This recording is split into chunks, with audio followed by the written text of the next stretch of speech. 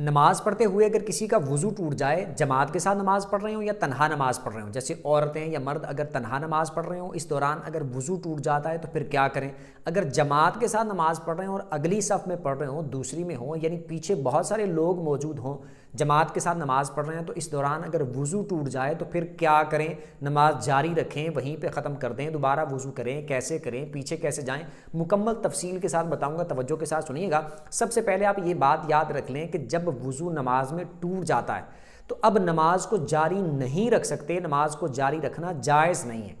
جہاں پر نماز میں وضو ٹوٹا وہیں پر نماز کو ختم کر دیں گے، موقوف کر دیں گے، روک دیں گے۔ اس میں ایک بات میں آپ کو یہ بتا دوں کہ یوں بھی بعض دفعہ ہوتا ہے کہ بنا اگر آپ کرنا چاہیں تو آپ بنا کر سکتے ہیں۔ بنا آسان لفظوں میں آپ کو بتاؤں تو بنا یہ ہے کہ جہاں سے آپ کا وضو ختم ہوا، جس جگہ پر جس موقع پر آپ نماز میں موجود تھے،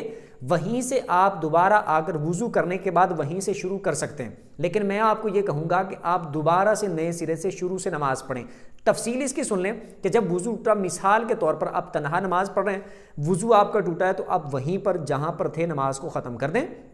اور وضو کرنے کے لیے چلے جائیں۔ مردوں کے لیے، عورتوں کے لیے بتا دوں، تنہا نماز پڑھ رہے ہیں، آپ گھر میں پڑھ رہے ہیں، گھر سے باہر پڑھ رہے ہیں، کسی جگہ پر پڑھ رہے ہیں، تو جہاں سے وضو ٹوٹا ہے وہیں سے آپ نماز کو ختم کر دیں، دوبارہ سے جا کر وضو کر کے آئیں، وضو کرنے کے بعد پھر دوبارہ سے آپ نئے سرے سے نماز پڑھ لیں۔ اس میں یہ بھی بات یاد رکھ لیں کہ اگر وضو ٹوٹا ہے جیسے ہوا خارج ہونے کی وجہ سے یا جس بھی سبب سے ٹوٹا ہے، تو اب ہوا خارج ہونے کی وجہ سے دوبارہ سے استنجا کرنا ضروری نہیں ہے۔ لیکن اگر کوئی اس طرح کا معاملہ بن گیا کہ پیشاب کے قطرے وغیرہ نکل گئے یا اس طرح کا کوئی اور معاملہ، پیشاب پخانے والا معاملہ بن گیا، تو پھر تو لازمی بات ہے وہ پاکی حاصل کرنی ہے، وہ پاکی حاصل کریں گے، استنجا والا معاملہ کریں گے، سارا کچھ۔ لیکن اگر صرف ہوا خارج ہونے کی وجہ سے وضو ٹوٹا ہے تو ایسی صورت میں استنجا کرنا لازمی نہیں ہے۔ اسی طرح دوبارہ وضو کر لیں، وضو کرنے کے بعد نئے سرے سے دوبارہ سے پھر آ کر نماز پڑھ لیں۔ بنا والی بات میں بتا چکا کہ بنا بعض دفعہ ہوتا ہے کہ آپ کر سکتے ہیں بنا، اس کی چند شرائط ہوتی ہیں، لیکن آپ اس چکر میں نہ پڑیں، دوبارہ سے نئے سرے سے آپ نماز شروع کر لیں۔ ایک بات ہوگی۔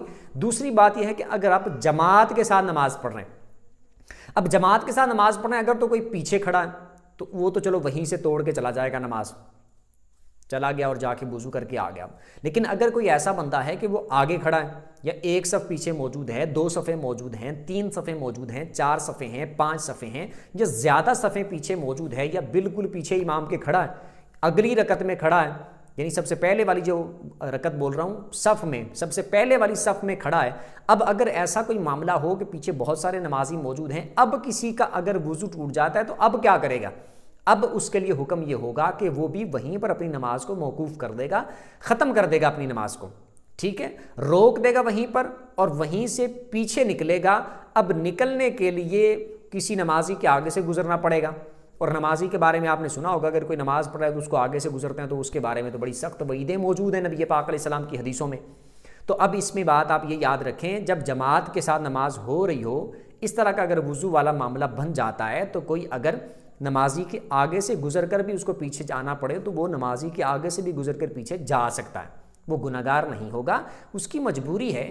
اس کو مسئلہ بن گیا ہے، عذر بن گیا ہے، تو وہ اگرچہ پہلی صف میں کھڑا ہے وہیں پر نماز کو ختم کر دے، ختم کرنے کے بعد جیسے اس کو ممکن ہو وہیں سے پیچھے کو رستہ بناتا ہوا باہر نکل جائے تب بھی نکل سکتا ہے۔ وہاں پر کھڑا ہے اور جو پہلی صف والے یا جس صف میں موجود ہے اس صف کے نمازیوں کے آگے سے گزرتے ہوئے اگر کونے میں چلا جاتا ہے اور وہاں سے اس کو رستہ مل جاتا ہے باہر نکلنے کے لیے تو وہاں سے چلا جائے، یا پھر سیدھا جہاں کھڑا ہے وہیں سے پیچھے جانے کا رستہ موجود ہے تو وہیں سے نکل سکتا ہے۔ نمازیوں کے آگے سے گزرنا پڑے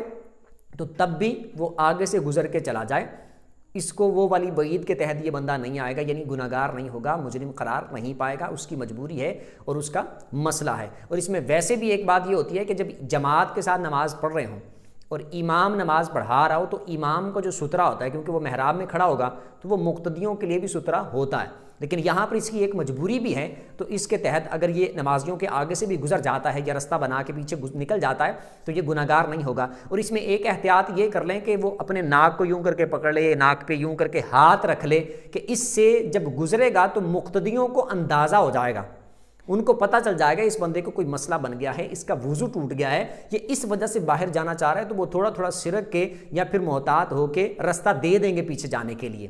उनको पता चल जाएगा, वरना वो देखने वाले यूँ समझते हैं कि इसको पता नहीं क्या हो गया, ये पता नहीं पागल है, हमें गुजर रहा है आगे से। तो उनको पता चल जाएगा जब यूँ कोई इशारा आप देंगे, मतलब कि जैसे नाक पे हाथ रखा होगा तो ये भी उनके लिए एक इशारा होगा, वो समझ जाएंगे इसको कोई मसला बना है, इसका वुज़ू टूट गया है या पेशाब पखाने वाला कोई मामला है जिसकी वजह से ये पीछे जा रहा है, तो वो थोड़ा थोड़ा सिरक के आपको रास्ता दे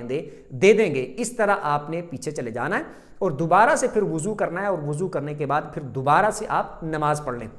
अगर वुज़ू करके आप आते हैं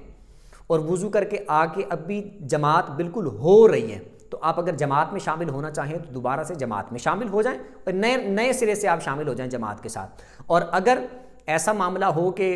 जमात बिल्कुल ख़त्म हो चुकी है तो आप फिर नए सिरे से अपनी नमाज को दोबारा पढ़ लें। जमात में भी ऐसा मामला हो सकता है कि आप जमात के साथ नमाज़ पढ़ रहे हैं और दरमियान में कोई रकत आपकी निकल गई है और आप पूरी शराइत की पाबंदी करते हुए पीछे चले जाते हैं और जाके वुज़ू करके आगे, तो इसमें भी आप पढ़ सकते हैं। दरमियान में कोई रकत निकल गई हो तो उसको भी आप अदा कर सकते हैं, लेकिन ऐसा न करें जिस तरह मैंने बोला कि इसमें आपको कोई गलती हो सकती है। जो शराइत लाजमी होती हैं कि आप वुज़ू करने जाएँ, वुज़ू टूट जाए तो लाजमी ये शराइत दरमियान में पूरी करनी है, फिर आके आप बिना कर सकते हैं। तो इन सारी चीज़ों से बचते हुए कि हो सकता है कि आप रास्ते में कोई ऐसा काम कर दें जिसकी वजह से आप नमाज से बाहर हो जाएं, तो इस वजह से नए सिरे से आप आकर नमाज़ पढ़ लें ताकि ये बाकी सारे मामलात ही ख़त्म हो जाएं। और इसके अलावा वुज़ू के बारे में बहुत सारे सवाल भी मेरे पास आए थे। गाली निकालने से वुज़ू टूटता है नहीं टूटता, उसका मुख्तसर बता देता हूँ। गाली निकालने से वैसे वुज़ू नहीं टूटता,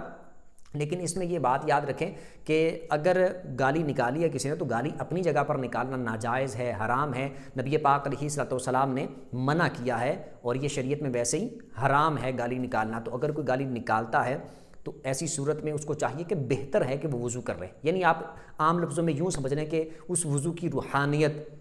और उसकी यूँ समझ लें कि जो फजीलत उसमें कमी आ जाती है, वो ख़त्म हो जाती है, उसकी नूरानियत, उसकी रूहानियत ख़त्म हो जाती है। तो वुज़ू दोबारा से कर लें और फिर नमाज़ पढ़ लें। लेकिन अगर किसी ने वुज़ू नहीं किया तो गाली निकालने की वजह से वुज़ू नहीं टूटता। इसी तरह वो नमाज़ अदा करना चाहे तो नमाज़ अदा कर सकता है। और जो मसला मैंने वुज़ू टूटने का बताया पहले कि नमाज में अगर वुज़ू टूट जाता है तो मर्दों के लिए और औरतों के लिए, दोनों के लिए बताया कि जैसे तन्हा नमाज पढ़ रही है औरत, उसके साथ अगर ऐसा मामला बन जाता है वुज़ू टूटने वाला तो वो भी इसी तरह करेंगी। मिसाल के तौर पर वो लिकोरिया की वजह से ऐसा मामला बन जाता है। लिकोरिया में भी असल में दो किस्में हैं, मैंने इस पर डिटेल के साथ वीडियो भी बनाई थी। एक लिकोरिया वो है जो पाक है, जो बिल्कुल वाइट कलर का इस तरह वो खारिज हो तो वो बिल्कुल पाक है। लेकिन अगर गदले रंग का हो, इस तरह का मादा खारिज हो तो वो नापाक होता है। या फिर इस तरह पेशाब वाला कोई मामला बन जाए या कोई और इस तरह का मामला बन जाए जिसकी वजह से औरत की नमाज टूट जाए, यानी वुज़ू टूट जाए उसका, तो ऐसी सूरत में वो भी दोबारा से आके वुज़ू करके फिर नए सिरे से नमाज़ पढ़ेगी। और मर्दों के लिए बता दिया, वो जमात के साथ नमाज़ पढ़ें तब भी, तन्हा नमाज़ पढ़ें तब भी। और अगर इमाम के साथ ऐसा मामला बन जाता है कि इमाम नमाज़ पढ़ा रहा था और इमाम का वुज़ू टूट गया, तो अब इमाम का वुज़ू टूटने की वजह से बाकी सब लोगों की नमाज ख़त्म नहीं होगी, बाकी सब लोगों की नमाज नहीं टूटेगी। इमाम के लिए हुक्म यह होगा कि जहाँ से उसका वुज़ू टूटा है वहीं से वो अपनी नमाज को ख़त्म करे, मतलब कि वो पीछे से एक बंदे को ले और उसको पकड़ के आगे कर दे, यानी जो उसकी पीछे सफ़ में बंदे मौजूद होंगे उनमें से जो बिल्कुल ऐन पीछे मौजूद है और वो जमात करवाने का अहल भी हो, उस बंदे को एक को आगे कर दे वो, और आगे करके वो जमात को मुकम्मल करे। और इमाम वहीं से, जैसे मैंने पहले बताया कि वो इसी तरह नाक पे हाथ रख ले और नमाजियों के आगे से होता हुआ जहाँ से उसको रास्ता मिले वहीं से जाके पीछे निकल जाए और अपना वुज़ू वगैरह मुकम्मल करे। और फिर दोबारा से वो इमाम अपनी अलहदा नमाज पढ़ ले और वो जिस बंदे को आगे करके गया है वो बंदा बाकी जो नमाज रह गई है, बाकी जो जमात रह गई है, बाकी जो रकतें रह गई हैं, उन रकतों को वो बंदा मुकम्मल कर दे। जितने भी पीछे नमाज पढ़ने वाले होंगे उन सब की नमाज हो जाएगी। इमाम साहब जो थे, जो नमाज आगे पढ़ा रहे थे, क्योंकि उनका वुज़ू टूट गया था, अब वो वुज़ू करके आएंगे तो वो अपनी दोबारा से नमाज पढ़ लें। उम्मीद करता हूँ कि अच्छे तरीके से समझ आ गई होगी। फिर भी इसमें से अगर आपको कोई बात समझ ना आई हो तो कमेंट में आप अपना सवाल पूछ सकते हैं। वीडियो जिसको अच्छी लगी हो वीडियो को लाइक कर दें, चैनल को सब्सक्राइब कर दें, बेल आइकन पर प्रेस कर दें ताकि जो भी दीनी मसाइल पर वीडियो अपलोड हो उसका नोटिफिकेशन आपको मिल जाया करे। अगली वीडियो तक के लिए इजाज़त दीजिए। अल्लाह हाफिज़।